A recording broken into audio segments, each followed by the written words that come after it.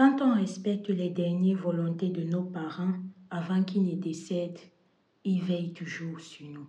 Je vous invite à écouter très attentivement mon histoire. Je suis une dame de la soixantaine aujourd'hui, mais à l'époque des faits, j'étais dans mes 21 ans. Alors, je me rappelle 3 jours avant que maman ne décède, parce qu'on ne savait pas, c'est maintenant avec le recul, voilà, qu'on sait que c'était 3 jours, mais quand elle est décédée, on ne connaissait pas. Alors, 3 jours avant que maman ne décède, elle m'a pris dans sa chambre d'hôpital, elle m'a parlé. Elle m'a dit, tu sais ma chérie, le monsieur avec qui tu es, j'aimerais que tu puisses rester avec lui. Moi, ta mère, je me suis mariée vierge et je n'aimerais pas que toi, ma fille, tu passes d'homme en homme. Alors, ce monsieur dont ma maman parle, c'est quelqu'un que je fréquentais depuis peu et qui avait déjà fait mon toqué-pour, qui était déjà venu voir la famille, mais il ne m'avait pas encore épousée. Mais on va dire que chez nous, on le connaissait déjà. Quand maman m'a dit ça, j'ai dit à maman, mais maman, tu sais que ce monsieur-ci, oui, c'est vrai, il est venu voir la famille, mais tu sais que sa main est trop dure, il n'aide pas, sa main est très fermée. Ma mère m'a dit que ne t'inquiète pas, mais j'aimerais que, qu'importe ce qu'il arrive, que tu restes avec lui. Notons qu'à l'époque, je ne sais pas si ce monsieur ne m'aidait pas parce que ma mère, voilà, elle avait son petit commerce, on ne va pas dire qu'on souffrait, on était même un peu aisé, voilà. Je ne sais pas si c'est parce qu'il voyait que ma mère faisait tout pour nous et qu'il se disait que je n'ai pas besoin d'aide de sa part. Sincèrement, je ne connais pas. Mais je vous assure, pour que ce monsieur m'aide financièrement, c'était tout un problème.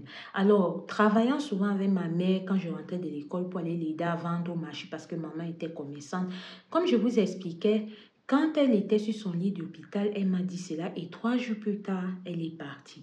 Quand elle est partie, je suis restée, j'ai parlé avec mon frère que mais comment maman me demande de rester avec quelqu'un qui ne m'aide pas? Maintenant qu'elle n'est plus là, ça sera plus facile pour moi. Je vais faire comment? Mais je suis restée, je vous assure, à chaque fois que ce monsieur-là faisait des trucs qui m'énervaient, à chaque fois qu'il se comportait de manière bizarre avec moi, je voulais toujours partir, mais il y avait toujours une petite voix au fond de moi qui me disait, rappelle-toi les dernières paroles de ta mère. Et à cause de cela, je suis restée. Le monsieur et moi, on a continué à se voir. Notons que moi, j'ai dû arrêter l'école en première parce que il fallait que je fasse un peu de commerce, reprendre le commerce de maman, histoire de pouvoir prendre soin de moi et aussi de mes frères. Donc, comme je vous disais tantôt, je suis restée. Le monsieur ne changeait pas, mais je ne pouvais pas quitter le monsieur parce que maman me l'avait dit et c'était clairement l'une de ses dernières volontés. Quand je reste avec le monsieur, chaque fois il venait me voir, on va se faire les mouvements, il part, on va se faire les mouvements, il part, mais jusque-là, il ne m'aidait toujours pas. Alors, un jour, je suis tombée enceinte. Quand je tombe enceinte, je suis restée, me suis demandé que, moi-même, je suis en train d'essayer de prendre soin de moi. Celui-même qui m'a mis l'enfant là ne s'occupe pas de l'enfant. Je vais faire comment? Quand je parle de ça au monsieur, il n'est pas d'accord. Il m'a demandé qu'on fasse sauter la grossesse. Je sais, et parce que mes parents sont des catholiques, des chrétiens très croyants, je savais au fond de moi que cet acte que j'allais poser n'était pas bien, mais j'ai fait une prière, j'ai demandé au Seigneur d'essayer de me comprendre. Je n'avais pas de choix. J'ai fait sauter la grossesse. Quand j'ai fait sauter la grossesse, je suis rentrée à la maison. J'ai eu mal au bas-ventre. J'ai eu mal, j'ai eu mal. C'est comme ça que quand je peux aux toilettes, des litres de liquide rouge ne font que sortir. Ça ne fait que sortir, ça ne fait que sortir. Et je me suis évanouie aux toilettes. Quand je reprends connaissance, le lendemain, il était déjà près de 6 heures. Je me suis réveillée dans une mare de sang parce que je vivais seule. Le monsieur n'était pas avec moi. C'est comme ça que je l'appelle. Il m'amène à l'hôpital pour qu'on puisse bien arranger et je suis rentrée. Alors, les années sont passées, voilà. On avait grandi, nous tous, en maturité et tout et tout. Maintenant est venu le moment où moi-même j'ai désiré maintenant d'avoir un enfant. J'ai cherché l'enfant, cherché l'enfant, je n'arrivais pas à enfanter. Je restais dire que Seigneur, pardon, ne m'oublie pas. Je restais, je parlais à maman, bref, j'ai cherché l'enfant, l'enfant ne venait pas. C'est comme ça qu'avec le monsieur, on ne faisait que se voir. Malgré qu'il ne m'avait pas épousé, on ne faisait que se voir.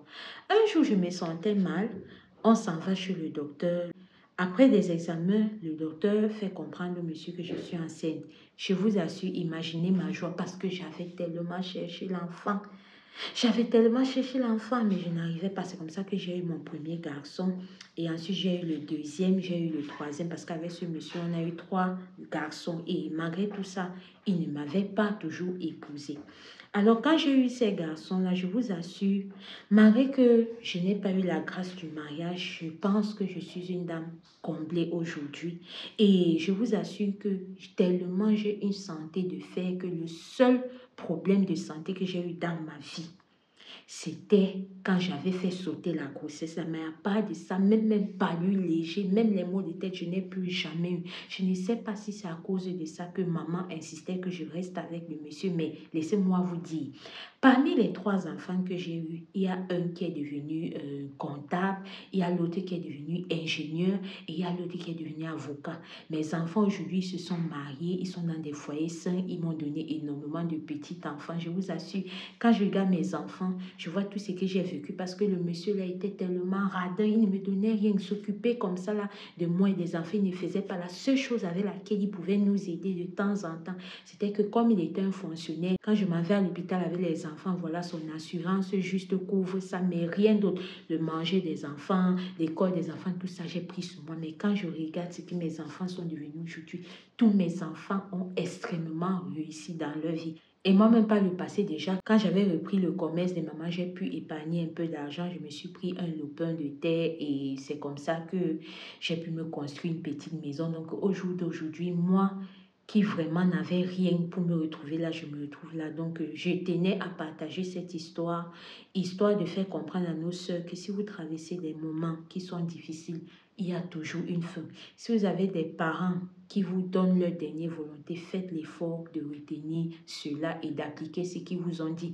C'est vrai que quand je regarde, maman m'a dit de ne pas quitter le monsieur et ce monsieur, pour finir aujourd'hui, ne m'a pas marié. Mais quand je regarde la progéniture que j'ai eue avec lui, c'est que ses enfants sont aujourd'hui, c'est ma fierté. Et je pense que si maman était encore là, elle aurait été fière de ses petits-enfants. Donc, j'espère vraiment que mon histoire vous aurait appris quelque chose. Shalom. Alors la famille, là c'est l'histoire de notre tata depuis le Bénin, voilà, qui a tenu à partager cette expérience extraordinaire avec nous parce que voilà, tel que vous avez compris, quand elle a fait sauter la grossesse, elle ne pouvait même plus imaginer, après avoir cherché qu'elle pouvait encore tomber enceinte, mais l'Éternel a fait grâce, elle a pu enfanter trois garçons qui aujourd'hui sont des grands types dans ce pays-là, qui est le Bénin. Donc, et elle m'a dit que le message qu'elle aimerait passer, c'est que quand vous avez un proche qui décède, que ce soit un parent direct, bref, un proche qui décède et qui vous laisse une dernière volonté, faites l'effort de comprendre cela et de continuer à prier quand vous êtes dans des situations difficiles parce que l'Éternel répond toujours. Ça va prendre le temps que ça va prendre, mais si vous restez loyal, il finit toujours par vous répondre. Alors là, c'était l'histoire de notre maman. On ne va même pas dire tata, notre maman, parce qu'elle est dans la soixantaine. Merci maman pour ton histoire. Merci de sensibiliser et d'édifier cette communauté que nous sommes à ta manière. Nous te remercions vraiment pour ton histoire.